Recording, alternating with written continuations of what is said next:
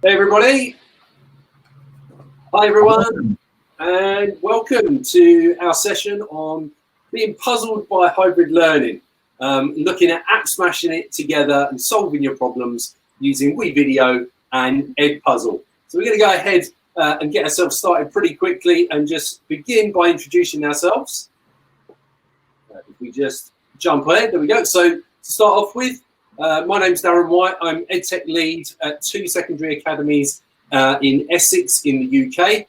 I'm at Ranger the Trainer on Twitter. I'm a Wevideo ambassador and an Edpuzzle coach.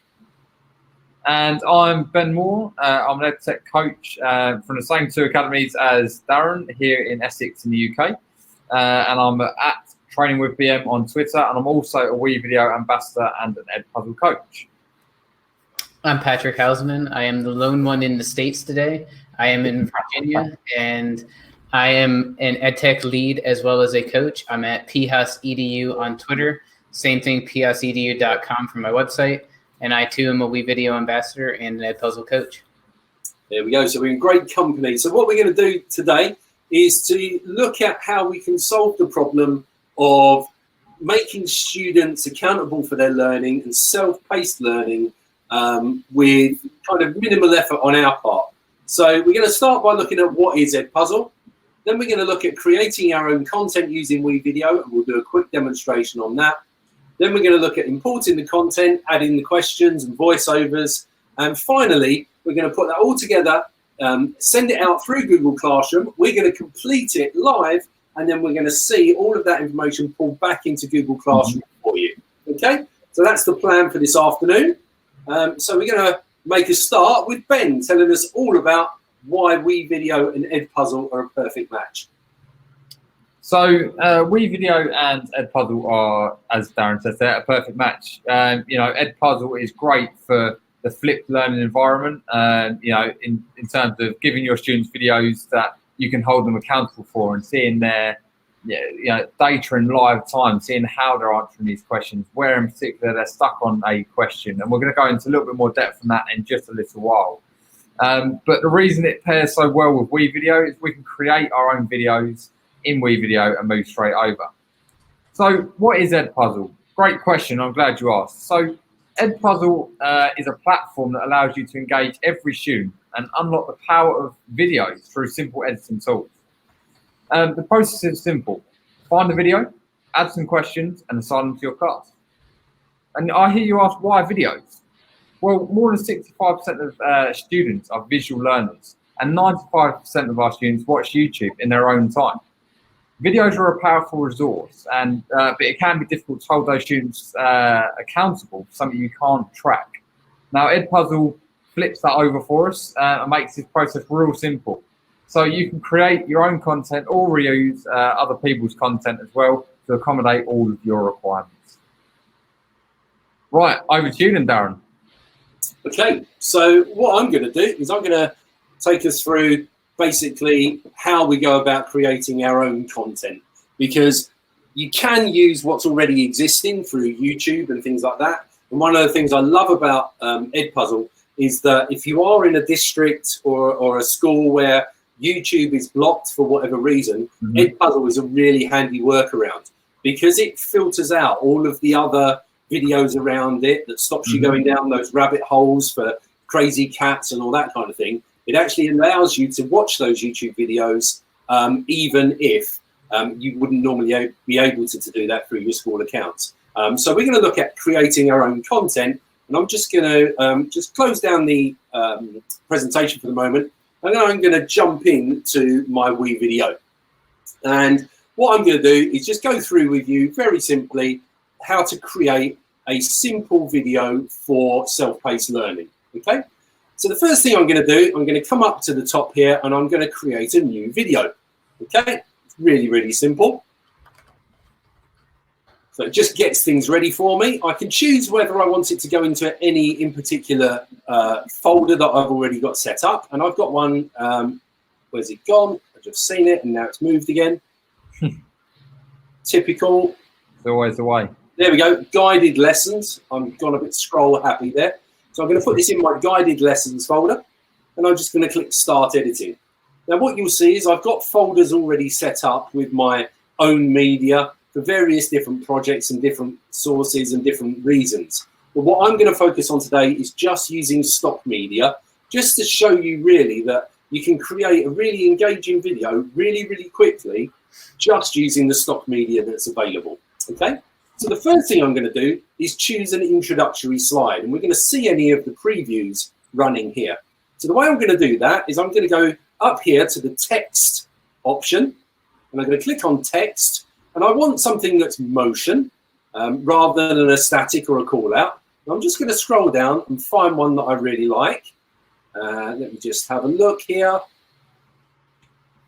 and find the one that I like. There we go. That's the one I'm looking for. Slides title. Okay. So I'm just going to drag this in to video 1 as a track. Okay. Now at the moment, we can see that that is about 6 seconds long. That's probably a little bit excessive. So you can shorten it up a little bit. I'm going to take it down to 5 seconds there. Just, whoops, a little bit too far. Like I said, take it down to about 5 seconds just to kind of round it up nicely. And this preview tells us what it's going to do. So we can always preview to make sure we're happy with our content. Okay. So what I'm going to do now is I'm going to make sure I replace the text. So I double click on the text image itself. And I can play around with the colors if I want to. I'm not going to on this occasion. And I'm going to change the text here to animals in that one of Africa quiz. Okay, so we're going to have an animals of Africa quiz is what we're going to be working on. Okay, and I'm just going to save the changes to that. And that's the first part. But now what I want to do is include some animals from Africa. So I'm going to go up to stock media here, and it automatically, when you click on it, starts to search for you, and you get a different automated search each time.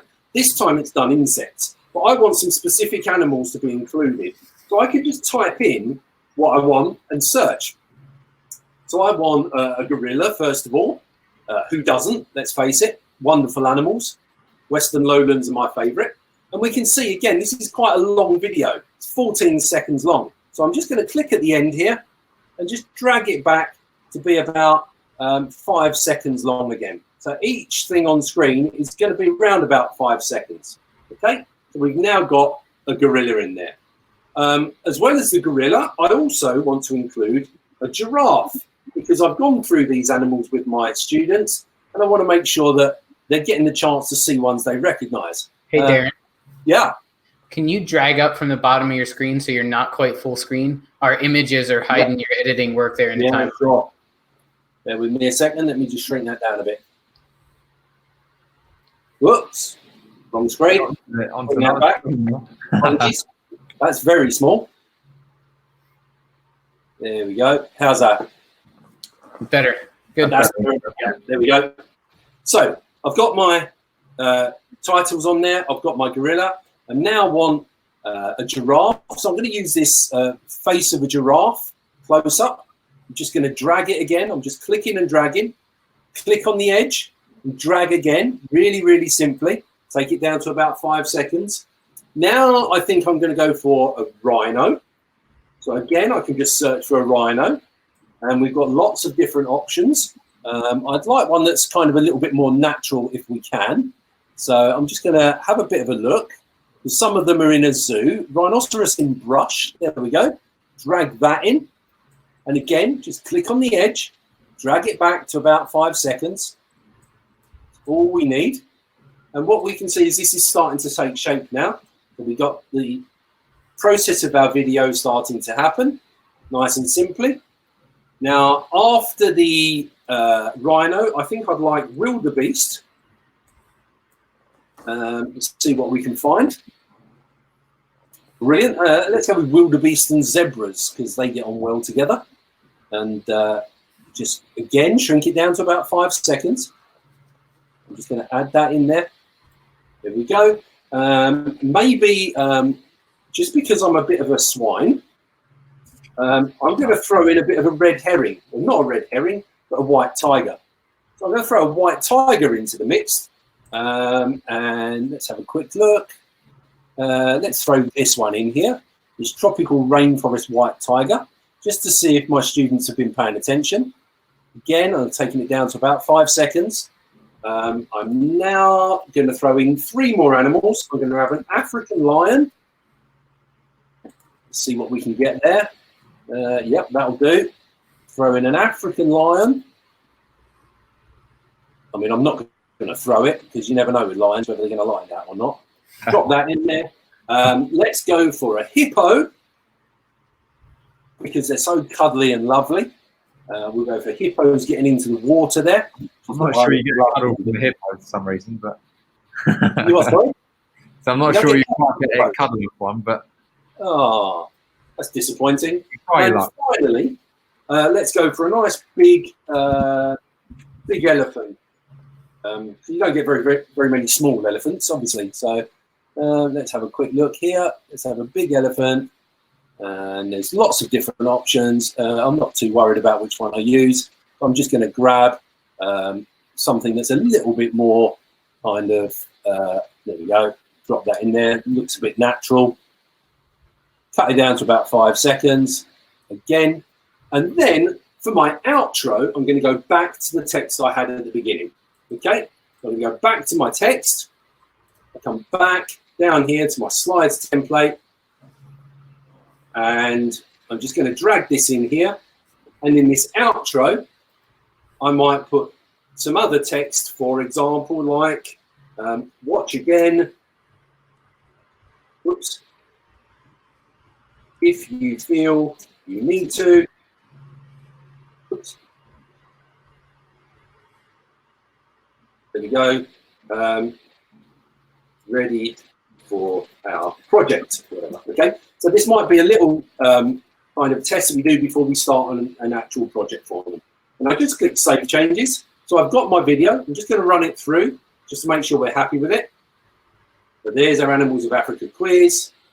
Here are all of our different animals. I can run it through faster if I want to, but I want to give the students a chance to see what's on screen and to spot any problems and to also be able to focus on what's on the image itself. So I'm happy with that. So all I need to do now is rename this. I'm going to call this one WCCS20 Demo and click OK.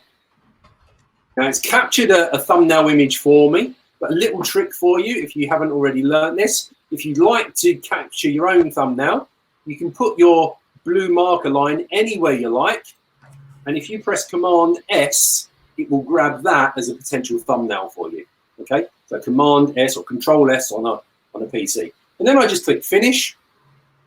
And in this case, it didn't do it. Sometimes it doesn't do it first time for some reason. Let's just try that again, just to prove I'm not a liar. Here we go. Finish. There we go. There's the thumbnail. I'd like it HD because I want it to be good quality. And I'd like it to go to my Google Drive as well as downloading in Wevideo. And then I just click Export. And the one thing I love about Wevideo is now that I've started processing this, unlike a lot of other platforms, I don't have to keep this open now. I can just leave that window and start doing other things. It just will happen in the background. And that takes us back to our presentation. And I'm going to hand over to Patrick. All right, just give me 1 second. I'm going to adjust my size quick before I share, and hopefully everybody will be able to see it without it being cut off. But we'll go ahead and I will share my screen. See, I didn't know that about the capturing thumbnail there, Darren. So I've learned from you there as well. So that's really good. Thanks for sharing that. That's all right. So that's your screen now, Patrick. Okay. Good. So if I switch to the Edpuzzle screen, can you guys see everything for the most part? Yep. Yeah, I can see it. All right. So first step with just about anything is we're going to go ahead and log in. Choose I'm a teacher. And then if you have created an account before and you have the email and password side, you can go ahead and go that route. I usually do the sign in with Google because anytime I can save not remembering another username and password, I'm going to go ahead and go that route. Once you're in, you're going to be automatically put into your content or the My Content section. And you can tell that over here on the side by what is in the blue text. And just to give a quick highlight of what else you can find in Edpuzzle before we jump into the created content, if I jump up to the Home tab, you're going to see a library in the center of the page here that is all content that is already in Edpuzzle. And you'll notice, for instance, this one has 7. And if I hover over that, that tells me it has 7 questions or notes already in it. And I could click and view that and see what it is. I can also check the box and actually copy this one that is in the public library and go ahead and remix that versus creating one on my own. And if I scroll down on the left in popular channels, I'm going to see things like Edpuzzle. So if I click that, this is going to filter that center part. So all I see is videos that are already in Edpuzzle. And for the most part, they're going to have questions already. You might just have a few that don't. I can also click on YouTube and do a live YouTube search right within this screen. And I can see some of kind of the most popular and most used videos coming up in the center part. And you can see that goes down to a wide list of different content. But for the interest of today, we want to stick with and look at this My Content page. And in particular, look at a video we just created to add some more things and kind of kick it up to the next level. And in the interest of time and making sure we have time to see the side of pushing it out in Google Classroom, I went ahead and prepped one so we can go ahead and see what it looks like. But I'm going to take you through the process of putting those questions in. So if I just click on the video itself, I come to this screen. And if I have questions made already, I can see those via the kind of teardrop icon underneath. And to edit it, I would just click the edit button here. The other avenue you can go to get it is to check the box underneath. And you can see I get those same options underneath. So any way you prefer to go, you just want to get to that edit button. Once you hit this screen, if you have chosen one that already has content created, you're going to see all of those things listed down this left-hand side. Your first option for editing or adding to that video, or in this case, taking a little away, is cutting. So if I wanted to or needed to, I could trim in from the ends, and you'll see the video will play for me so I can know exactly where I want to cut, and I can use the add cut, and that would trim everything from that side to that point, and I can do the same thing from the other side. If I mess up, I do have the undo and the reset as well. The next option coming from left to right is voiceover. So maybe I don't like the audio in the video. In this case, this video doesn't have audio, but if it did, I could replace that with my own voiceover. And that is as simple as clicking the start record here, and it will come up in, as it says here, that recording will then replace the audio within the video itself.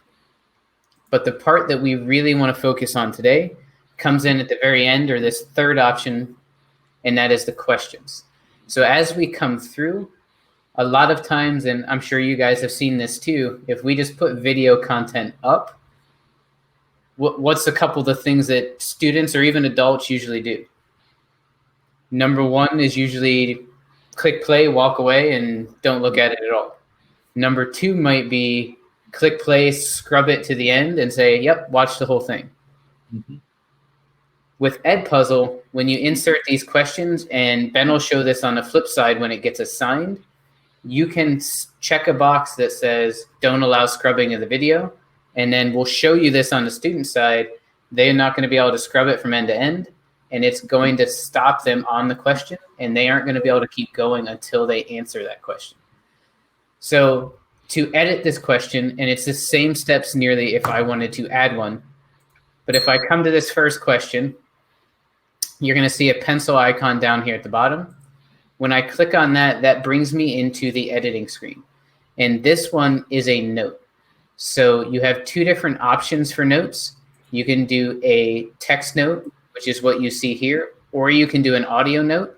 So maybe you don't want to do a complete voiceover and replace audio in the video itself, but you want to call attention to a really important point, or maybe you want to reword it because maybe the video is great, but that little part doesn't quite say it in the way that you taught it, and you want to make sure the students connect it. You can add a little bit of voice here so they can hear your voice versus the video, or you can add in some text. And if I wanted to add that just from scratch, I'd get to the point in my video where I wanted to add it. And then note is the bottom option right here. And you can see I get that same text box, same option with the microphone. And if we come to the next one, another question that I have built in here is going to be an audio note. And you can see looking at that, it looks the same except there's no text in the top. And I then have the audio track underneath. Coming to the next one, this one is a multiple choice question. And if I scroll down just a little, we'll see the pencil icon. And you can see I just typed the question in at the top. I can tell it what is the correct answer, what is the incorrect answer. Notice I can have more than those two choices. I can add choices down here at the bottom. And the part that I always make sure I point out is this feedback button in the bottom. So maybe as you go through, you want to make sure that if a student gets something wrong, I can flip that around and say, check your notes on page 5. Because I know that point in the video, that question is tied exactly to, in my interactive notebook, what should be on page 5. Or I could use the link option and link them to another website with some more information. Whatever option I use here, I could use an image. That could even be something like a meme that has some text and really kind of points them back to something they've learned before. Any way you want to do it, that feedback option can be really powerful so they don't just get it wrong and not know what the right answer is or what did I miss. And of course, they could scrub back and rewatch a part of the video, but that feedback can be really powerful on the fly. And if I wanted to add a multiple choice from scratch, I just scrub to that point in the video, click multiple choice, and you can see that is the same interface I had before. Couple of things I didn't touch on. Number one, you have the function option down here at the end. So if you're a math teacher or maybe chemistry or something that works with equations, you do have the option to insert some of those. And you can do some basic formatting of text as well.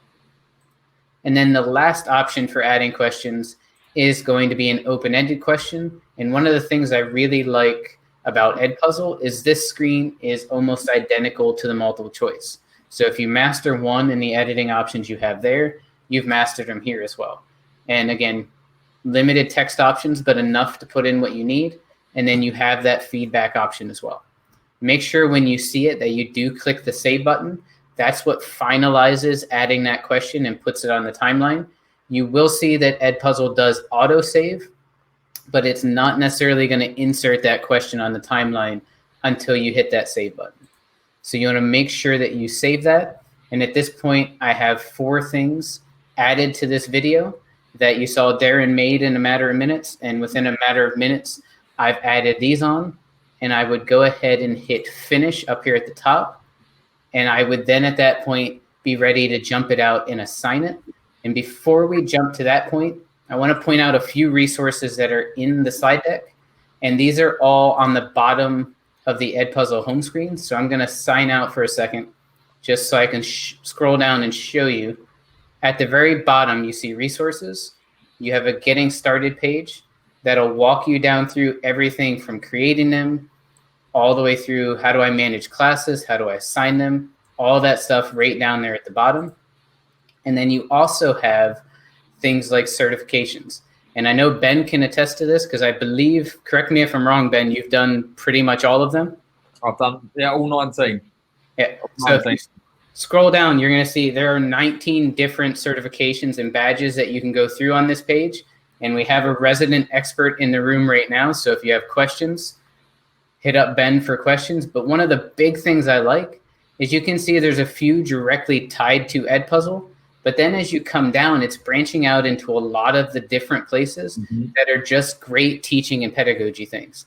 As far as gamification, project-based learning, all the way down through and including really important things like diversity and inclusion. And then to take it a step further, there is also on that certification tab a spot where you can go to student certifications. And these, again, aren't necessarily Edpuzzle related, but hit things that students can really benefit from, like digital citizenship, equal rights, health, building character, things like that. So there's a lot of good things on the page, and I point those out because just like in Edpuzzle itself, One person calls it poking a stick at it. You could say kicking the tires. You could say going down the rabbit hole. But take some time while you have it. Hopefully you have a little bit here in summer before school jumps in, and dive down through the different parts of Wevideo, through Edpuzzle, and try and find all those different places you may want to use. And on the flip side, going down those rabbit holes is going to help you to be able to know where your students are as they start using the tools. And I would be remiss if I didn't point out the fact that Edpuzzle is a freemium tool. So you're going to have a basic level, a pro level, and then if your school or district opts in, you can go that route as well. And looking at edpuzzle.com/pricing will give you any and all of those limitations. The biggest one for Edpuzzle is you get space for 20 videos. A lot of our teachers usually don't hit that point, but if you teach with video a lot, you may have to delete a few to be able to stay under that cap.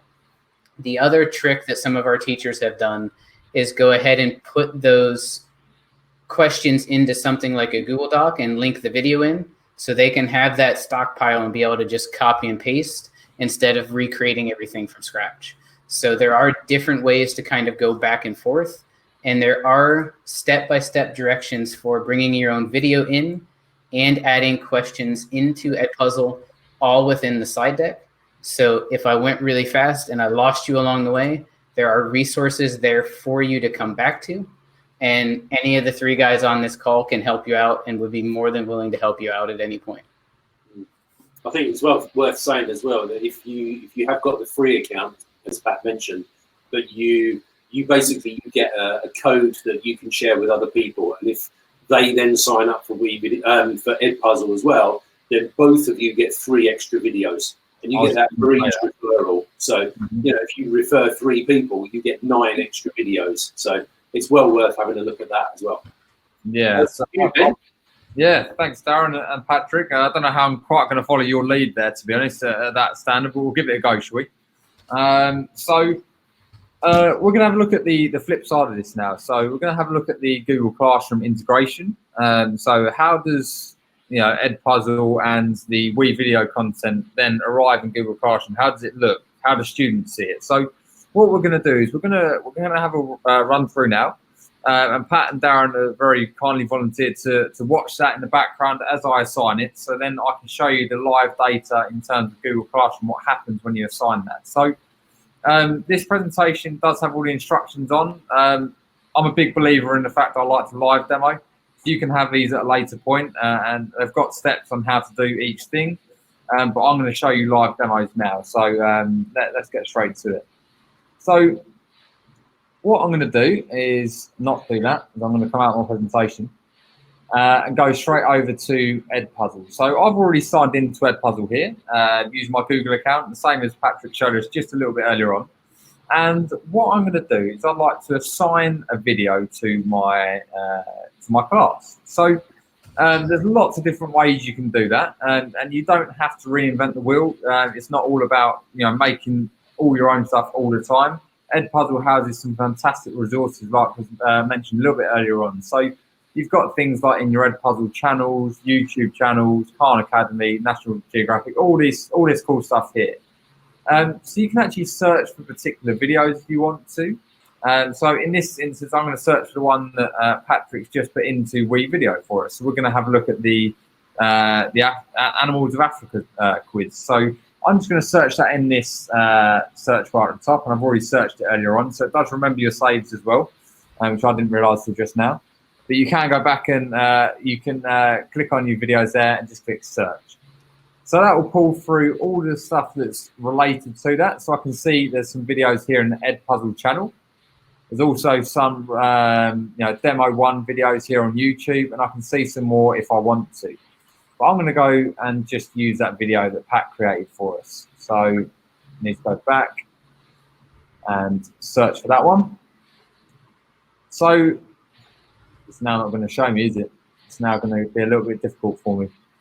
Go back to your homepage. It was there, Ben. It's on the front page there, isn't it? Yeah. So you can search for it there. I've just searched for it too many times in a row, and it's given me a little bit of a hiccup. But you can see I found this video on the homepage that I'd like to use with my students.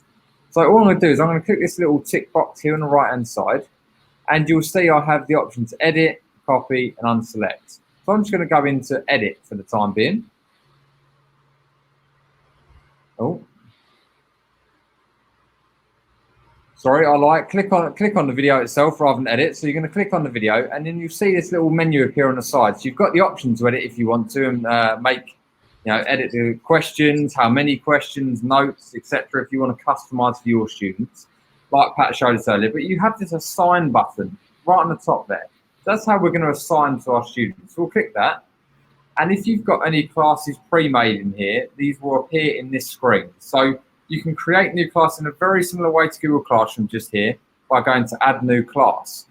But we're going to have a look at Google Classroom integration more so than creating your own classes. So I'm actually going to go to add new class, and I'm going to go to import. So I can create my class in a normal way like I was just saying there, or I can import class from Google Classroom. So I'm going to import from there. It will ask you to grant permission to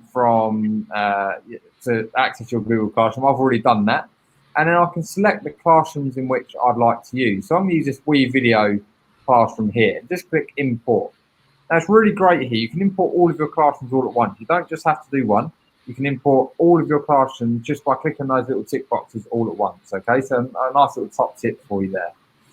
So now you'll see I have this Wevideo class in my assign page. And I've currently got that selected, so that means I'm going to assign to this class. And if I wanted to, I could select and assign to another class at the same time as well. So, it's a little bit of a workaround for your multi-schedule or multi-post in Google Classroom. It's another way you can do it directly from Edpuzzle, okay? So I've decided I'm just going to post this Wevideo Classroom. Now I can pick a start date, so I'm going to pick today. And I can also select a due date and time as well. So I could decide that I'm going to give my students till tomorrow at midnight. Just an example. And you can customize this in any way that you want. But just for the purpose of this demo, we're going to go with that. Okay. Now, prevent skipping here is on as default. And that's probably one of my favorite features when assigning videos in Edpuzzle, because as mentioned earlier, how many times do we set videos or tasks to our students? And being kids, being students, they do just skip to the end. They try and pull a fast one on you, but Edpuzzle stops that, stop them being able to play those pranks on you. You can actually lock them skipping the video. So it means they have to watch all the video to complete the task. And we can see how much of the video they've watched and how many times they've rewatched a particular clip of a video in the data page of Edpuzzle, which is going to show you after I assign this to Classroom with Darren and Patrick. Okay, so you'll see this option underneath saying post on Google Classroom. Now that's currently off. If I turn that on and click assign, what that will then do is that will link up my Google Classroom. It will put in all my students here, so I can now see that I've got Patrick and Darren in my classroom. I can see they've both, at the moment, they haven't watched any of the video. It shows me the grades, when they last watched, and when they turned in. Okay, so that's going to show you, once they watch the video, that will then populate with some more information. So just in the meantime, whilst they're busy in the background doing that video for us, I'm just going to show you how that pulls through in Google Classroom. So I'm going to go to Google Classroom up here. And I'll go to my Wevideo Classroom. As you can see straight away here, it's pulled in the task and it's pulled through the due date for me. So you can see it then links to your Google Calendar for that particular classroom. And it can also, then ties into the to-do list and all that sort of stuff in Classroom as well. So I'm just going to show you how it looks, because we just posted it to Classroom. And, it didn't actually give us the option to write instructions or add a topic or anything like that. So you would have to go in and do that manually. But what I tend to do is this. I normally schedule my assignments in advance for my students. So I go in and I schedule them, and then as soon as they're scheduled, I go in and edit the instructions and put things in for my students. So that is the only thing. They do come through as blank, but you can go in really easily and edit that just like this. Okay, and it puts the link in here, which links directly to that assignment. So if you want to add your topics and stuff, you can go in and do it here. So I'm just going to put today's work here, just an example. Just put a nice little emoji there. I click save. So at the moment, I've got this task in Google Classroom, and if I go to my mark book, I can see that I've got Darren and Patrick here, but it's currently got nothing in. You know, it's not showing I've got any marks for this particular task. And at the moment, it's been marked out of 100. Now, the task we've actually got isn't marked out of 100, and that's not a problem. We don't need to actually change that here, because when we export the grades from Edpuzzle, that automatically pulls through and updates that overall figure. So hopefully Darren and Pat have watched through that now. So we're just going to go back into Edpuzzle and export our grades now to Classroom and see how that changes. So if I go back to Edpuzzle now, and I'm just going to go back to my home page to show you where to go back to when looking at your data. You're going to go to this My Classes icon right next to your profile picture on the right hand side. We're going to go to My Classes, and we're going to go to our classroom here, so Wevideo. And I'm going to click on, well, it shows me the due assignments here, so I can see I've got this demo video, and it's now showing me I have 2 new answers, and I've got 2 out of 2 people handed that in. So what I'm going to do is I'm just going to click on this here, and now I can see some information about it. So I can see now that Pat and Darren have both watched 100% of the video, so they've watched the entirety of the video. It would show their grade if it was if there was multiple choice questions on there. It also shows when it was last watched. So both of them watched it a few seconds ago, and they're both turned in on time. So it shows me the exact time they both handed in. So Pat, you got in there a minute before Darren. So on this occasion, you're the winner on that. So we can see exact time that students handed in as well. So we can see whether what time students are working on these tasks as well. And you also have a few more options here as well, actually. You can go into here and reset progress. So if a student wants to give it another go, you're giving the student an opportunity to redo their test. If it was, for example, a test, you could reset their progress and they can go in and do it again if they want to. So you can reset that on a 1-student basis or a full basis there as well. Now I've got 2 answers to grade here, so I'm just going to click on that. And that shows me the 2 questions here that I then need to approve, to answer, to moderate. So I can see here, it says, can you name Africa's big 5? So I've got Pat's answer here. So we've got lion, leopard, rhinoceros, elephant, and Cape buffalo. Maybe a Darren White as well. Now I think that's about right. So I'm gonna give you full points now. I'm gonna give you a nice big green tick over here, which then marks it as complete. Now I could also add some comments if I want to people's to the answers here. So we've got Darren here said Ben, Pat, Darren, Fonz, and Abid. So I'm going to put a comment on here saying, I think this is great.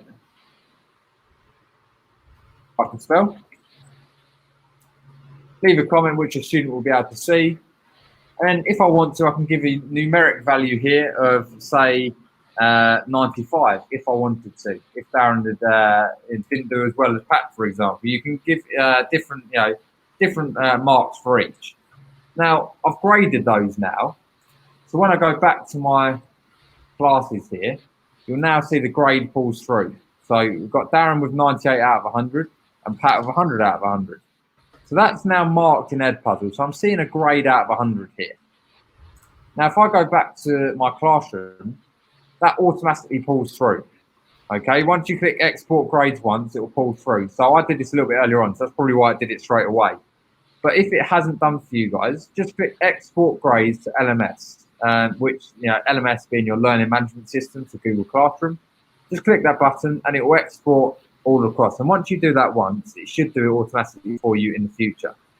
So then I can go back into here now, and I can see that both of those have now been completely marked and are in my mark book in Google Classroom. Okay, so that's really the back end of what I wanted to show you today, and hopefully you picked up a few neat little tricks there. And as I say, all this is in my slides here. You've got step by step for what you need to do in some how-to videos. But I'm a big believer of not just going reading off a PowerPoint. You guys are able to read that.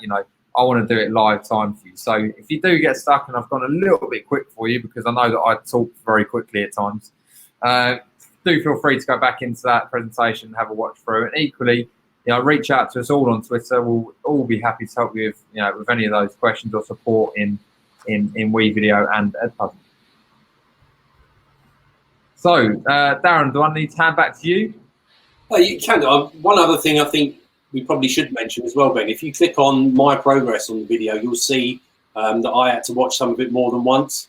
Yes, sorry. Yeah, that's a very, very good point, actually. I talked about it, but I didn't show it. So I'll go back into here now. So as you can see, I'm back in this demo video here, and I'm actually going to click on Darren's name because this is a great feature I really like, actually. So if you can go into each student and see this as well. So here I can see their grades, the amount of video they watched, and the correct answers out of however many answers were there. You can also see how much time they spent looking at the assignment. So did they have it open and watching the video for 10 minutes or 1 minute? Obviously, depending on the length of your video, that is going to vary. And you can see when they turned it in. Now, my favourite part of this, my absolute favourite part, is seeing this number of times a student watched each section of your video. So I can see here, between the start of the video and 4 seconds, Darren has watched that 4-second clip twice. Equally, between 4 and 9 seconds, he watched it once again, and then as you see through, you can see where the students start to watch a particular part twice to answer a question. You can see that might be an area of focus, maybe an area of struggle for that student. So you might want to then give them individualized feedback or a personalized task to do to tackle whatever they're struggling with. And you can do this for all of your students. This is, for me, although this part doesn't pull into Google Classroom, it's given me a huge insight actually to seeing what my students are struggling with, especially during the remote learning period where we can't be in the classroom with them. We can't, they can't physically say, "So I'm really struggling with this." This is a way of us sort of seeing it without them asking for it, so we can support them before they ask, which is great. And then you can go down again, you can see all their individual answers and adjust their marks as and when you need to. And we can do this, as I say, for all students. So I can go in and see Pat. He might not have, oh, there you go. So Pat's watched it all once through. So Pat's the expert.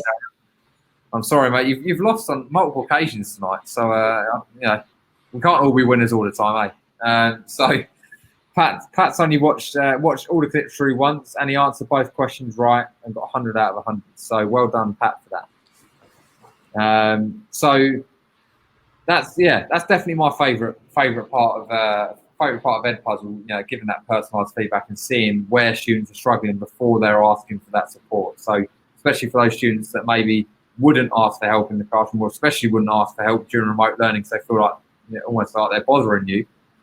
This is us taking initiative and seeing that before they're having to talk to us, So that's one of my favourite things. Definitely. What I particularly like about it as well, as we mentioned earlier, I'm just going to put my slides back on the screen, is you've got that option of, as Pat said, the students can't skip through, but equally, if they've got it running in the background and they come off of the tab, the video will stop as well. So they can't have it open in the background. It will stop every time you click off. So you have to physically watch the video. And the thing I love about that is it takes students a little bit of a while to get used to. And I think it's good to have like a demonstration lesson with them. I learned from my own mistakes because I just got inundated with emails saying the video won't play. And I had to keep emailing back saying, you have to answer the question and you have to play the clip. No, that's it. But once they get the hang of it, what I actually found, the feedback I got from my students particularly, was that they felt it was really enjoyable because they were scaffolded to success. Because if they didn't get it right, they could watch it again. The feedback, they could get some extra links, or they could get some extension and extra challenge if they wanted to. So it's personalised, and it leads them. It takes the horse to water. Let's face it. Okay. Yeah, and you know what? The best thing is as well.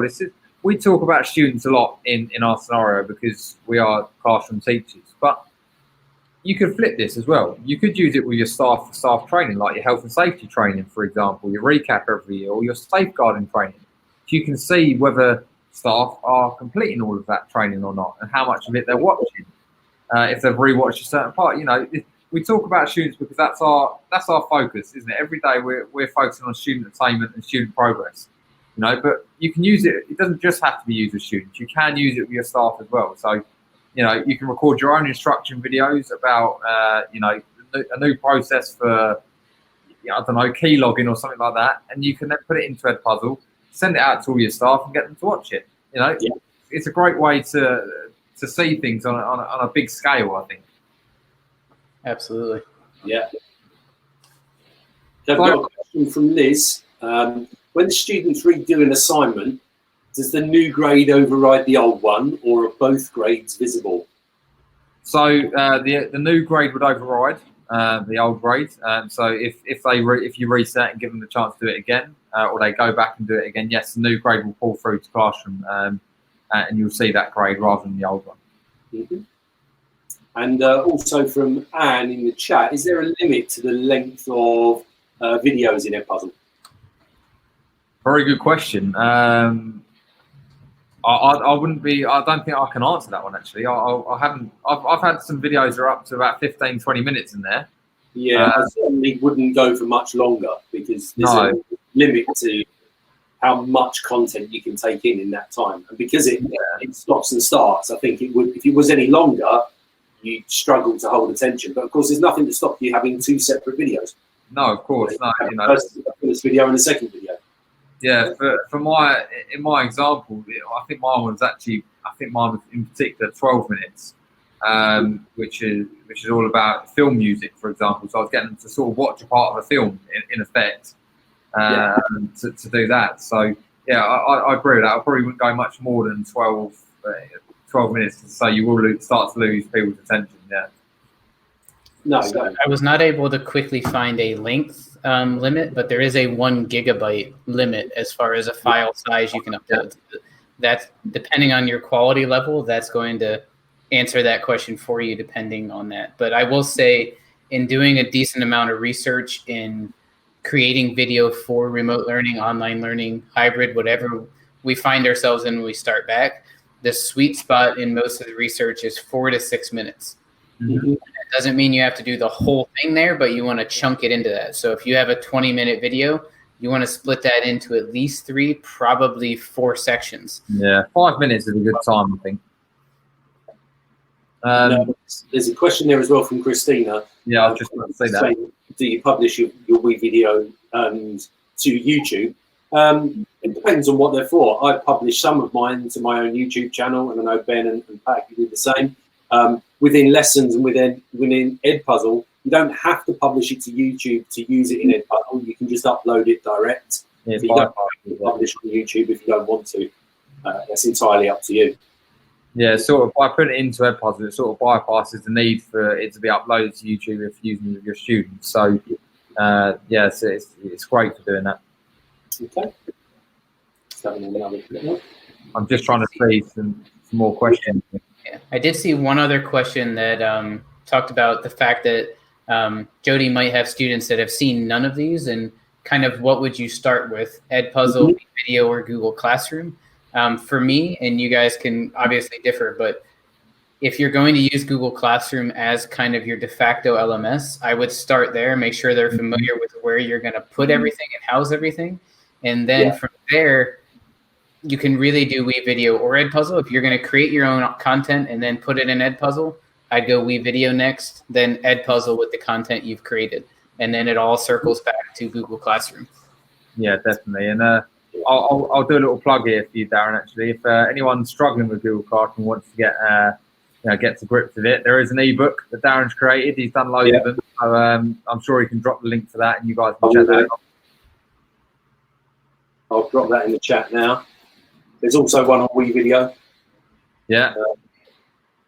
That's my library there. There's about 6 or 7 books in there. The only other thing I would say is, of course, if the students aren't producing the videos themselves and you're producing the videos, there's no need for them to specifically have any training on Wevideo. As far as they're concerned, they're just watching the video at the other end. That's what we do, isn't it? You know, well, I do it. You know, I haven't trained my students on it. I plan to do some with them next year. Yeah. Given that we do return to work when we're supposed to, but you know, I created my own videos and just put them in Edpuzzle and added my questions, and away I went. Whereas, you know, students don't need to see that side of it unless they're creating their own videos. Having said that, though, I was in school a couple of months ago working with some of our vulnerable students in school, and we did an hour's afternoon session. And in that hour, we went from never having looked at Wevideo before to one student in particular came up with her own music video for a song that she'd recorded using all the media and everything else. So, you know, it's super usable and really intuitive for the students and for staff as well. Yeah, I second that. You know, I used to use, you know, for the school that me and Darren work for, we do a lot of promotional videos, things like our Christmas staff video where we dance around and make a fool of ourselves to entertain the students, and you know, our prom videos where they all go to their you know, beautiful prom.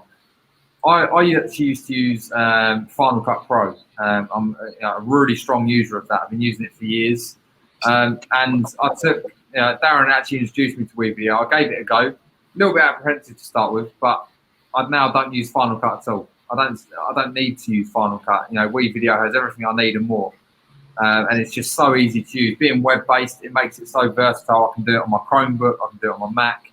You know, I can do it on any device that has an internet connection, and that just makes it so much easier than having to, you know, to carry my Mac just to do that the film editing on. So, you know, in terms of you know, Wevideo being an easy platform to use, 100%, I'd recommend it to anybody.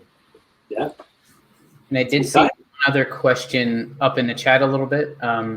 They asked a two-part question. Number one, in the Edpuzzle side, is there a way to delete/change your name for privacy? And number two, is there any way to know how many people have copied your video? For the name part, my recommendation is go to your profile in Edpuzzle, and it'll have, for instance, mine says Patrick Haussamann. I could change that to P-H-A-U-S. And then when people see my video, it's just going to show P-H-A-U-S.